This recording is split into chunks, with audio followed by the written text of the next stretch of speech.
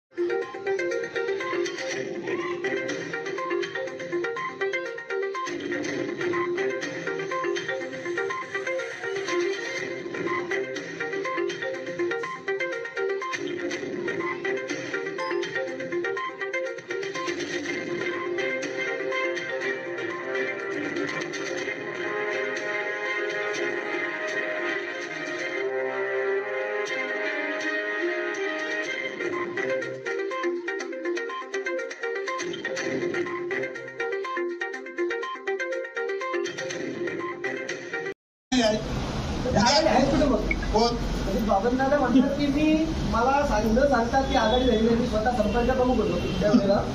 आणि त्याच्यानंतर मग उद्धव ठाकरेंनी नाही मला आदेश दिला की बाबा इकडे आघाडी करायची किंवा तिकडे शरद पवारांकडनं नाही, म्हणजे मग ती आघाडी झाली त्याची नंतर ती अनधिकृत आघाडी आहे ना. आणि आता आघाडीचा आपण बाहेर पडायचा निर्णय घेता. माझ्या बघा याच्या अगोदर सुद्धा तुम्हाला सांगतो, टोटली पनवेल उरण मध्ये विवेक पाटील साहेब असताना सुद्धा काही दादा जिल्ह्यात राज्यात तरी पनवेल उरणची महाविकास आघाडी शाबित राहील असं पूर्वीपासूनचाही होतं. परंतु काही कारणास्तव गेल्यानंतर या महाविकास आघाडीचा तुम्ही बोलता अधिकृत नाही. याला कारण जर असेल मग शिवसेनेच्या लोकांनी त्यांनी विचारायला पाहिजे. बबन दादा त्यांचा जिल्हा अध्यक्ष आहे ना इथला, त्यांनी कसा त्याला पाठिंबा दिला? त्यांच्याच घरी मिटिंग झाली, त्यांना नको होतं द्यायला ना, का कोणावर हात काढायचा म्हणून त्यांना बदलायचा असा सुद्धा आणि मग तुम्ही सांगा, तरी महाविकास आघाडी घेत असताना जनरल मिटिंग घ्यायला पाहिजे. 4-5 आम्ही होतो तेव्हा याच्यात मग गरज नाही बोला आम्ही काय करणार, आम्ही तर शेवटी आला बोलणार. 3 एक बाजू आम्ही माझा एकट्याचं मग थोडं पण मान्य करणार. अजून काय वाईट आहे काय तुझा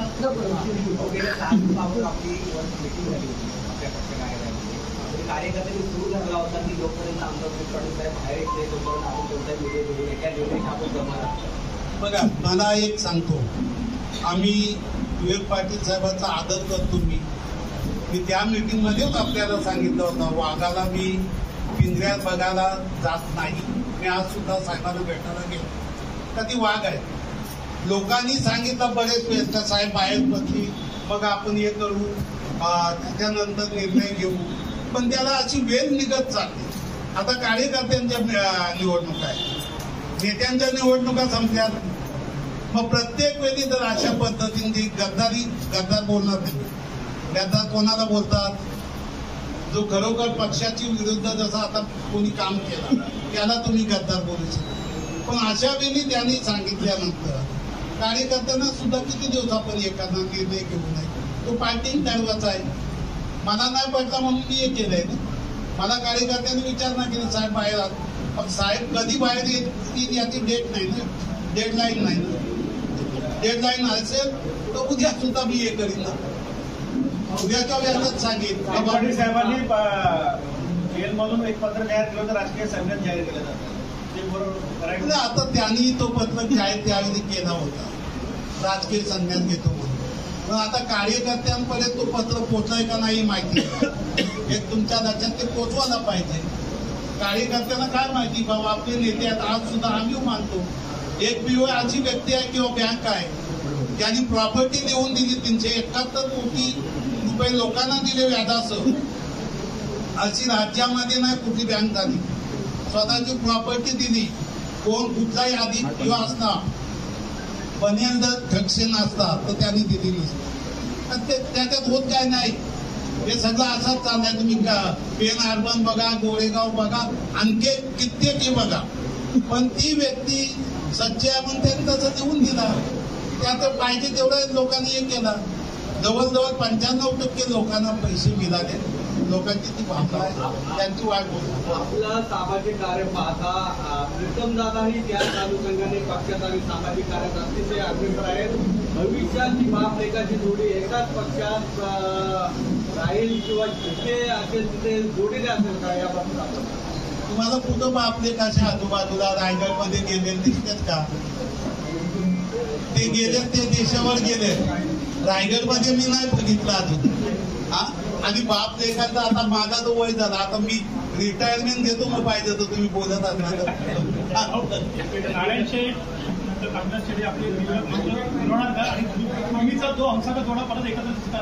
बघा एक गोष्ट लक्षात घ्या, तुम्ही कुठलीही गोष्ट करत असताना माणसाला राजकारण हा एक आदग हे आहे आणि नातीभूती आदग आहे.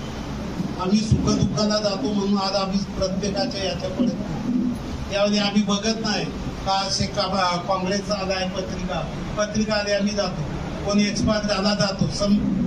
मरणाच्या याच्यामध्ये आम्ही पत्रिकेची वाट बघत नाही. लग्नाची पत्रिका आली तर 100% जातो.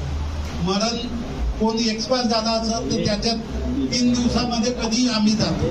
या जोडीचा याचा विषय होत नाही. फक्त कसा असतो एका इथं बसतो तिथं तेवढा थोडासा प्रत्येकाला लाज वाटतो.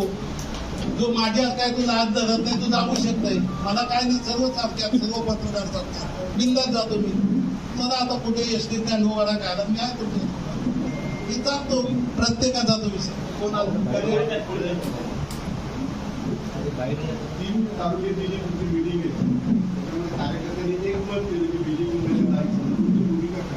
बघा कार्यकर्त्यांवर मी सोडणार आहे. माझी भूमिकेशी मी काय करणार नाही. मी एकटा राजा जाऊन काय उपयोग आहे का? तुझं प्रजा पाहिजे ना सोबत.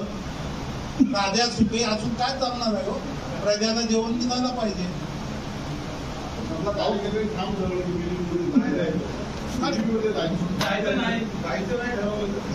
जे कार्यकर्ते ठरवतील ते बोललो ना.